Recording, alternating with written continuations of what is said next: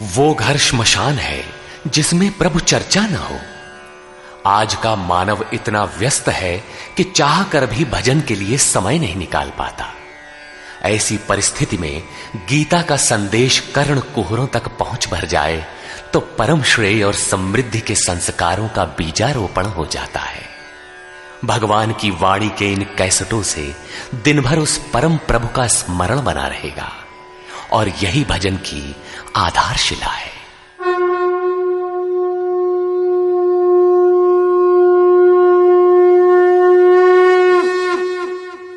ओम श्री परमात्मने नमः। यथार्थ गीता श्रीमद् भगवत गीता अथ नवमोऽध्याय। प्रस्तुत अध्याय में योगेश्वर श्री कृष्ण ने स्वयं चर्चा की कि योग युक्त पुरुष का ऐश्वर्य कैसा है, सब में व्याप्त रहने पर भी वो कैसे निर्लेप है, करते हुए भी वो कैसे अकर्ता है।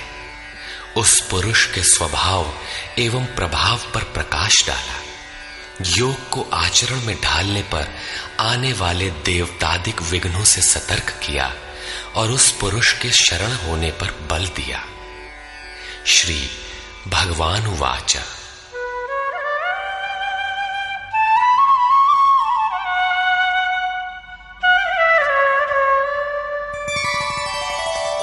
इदन्तु ते गुह्यतमम् प्रवक्ष्याम्यनसूयवे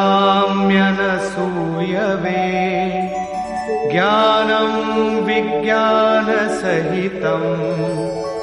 यज्ञात्वा मोक्ष्यसे शुभात्।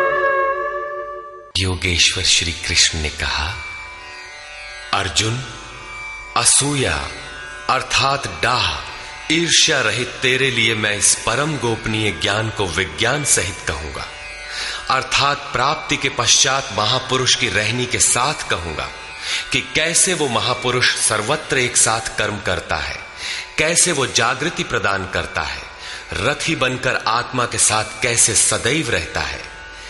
यत् ज्ञात्वा, जिसे साक्षात जानकर तू दुख रूपी संसार से मुक्त हो जाएगा।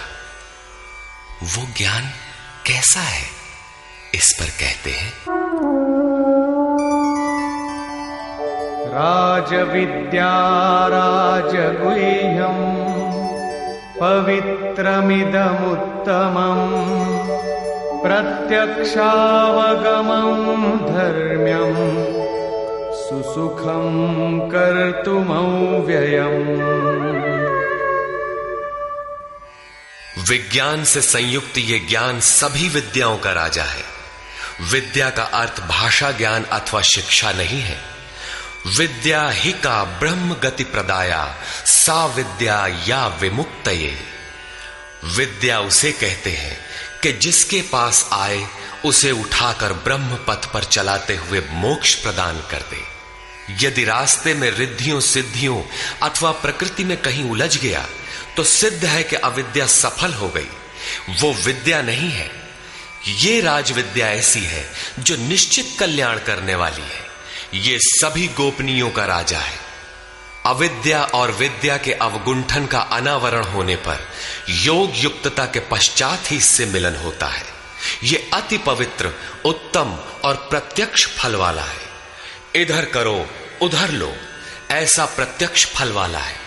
ये अंधविश्वास नहीं है कि इस जन्म में साधन करो, फल कभी दूसरे जन्मों में मिलेगा। ये परम धर्म परमात्मा से संयुक्त है। विज्ञान सहित ये ज्ञान करने में सरल और अविनाशी है। अश्रद्धाना पुरुषा धर्मस्यास्य परन्तप अप्राप्य मां निवर्तन्ते मृत्यु संसार वर्त्मनि।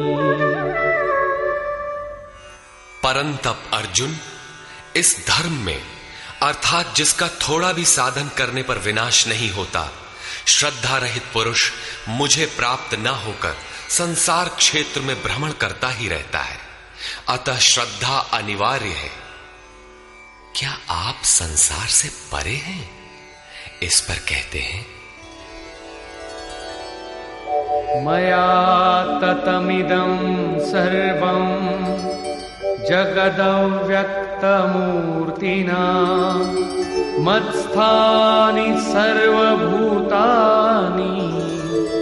न चाहं तेष्वस्थितः। मुझ अव्यक्त स्वरूप से ये सब जगत व्याप्त है, अर्थात मैं जिस स्वरूप में स्थित हूं वो सर्वत्र व्याप्त है। सभी प्राणी मुझ में स्थान पाए हैं, किंतु मैं उनमें स्थित नहीं हूं, क्योंकि मैं अव्यक्त स्वरूप में स्थित हूं। महापुरुष जिस अव्यक्त स्वरूप में स्थित हैं, वहीं से अर्थात शरीर छोड़कर उसी अव्यक्त स्तर से ही बात करते हैं। इसी क्रम में आगे कहते हैं, न च मत्स्थानि भूतानि पश्य मे योगमैश्वरम् भूतभृन्न च भूतस्थो ममात्मा भूतभावनः। वस्तुतः सब भूत भी मुझ में स्थित नहीं है, क्योंकि वे मरण धर्मा है, प्रकृति के आश्रित हैं। किंतु मेरे योग माया के ऐश्वर्य को देख कि जीवधारियों को उत्पन्न और पोषण करने वाला मेरा आत्मा भूतों में स्थित नहीं है।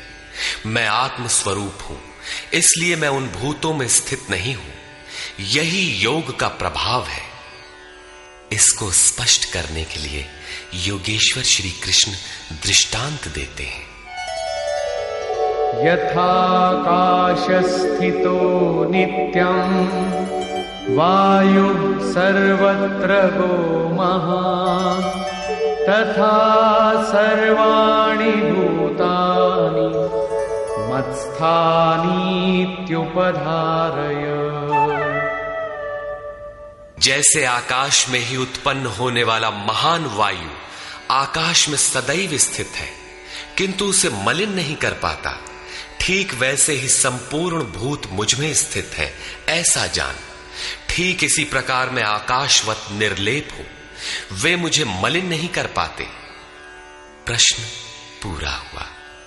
यही योग का प्रभाव है। अब योगी करता क्या है, इस पर कहते हैं,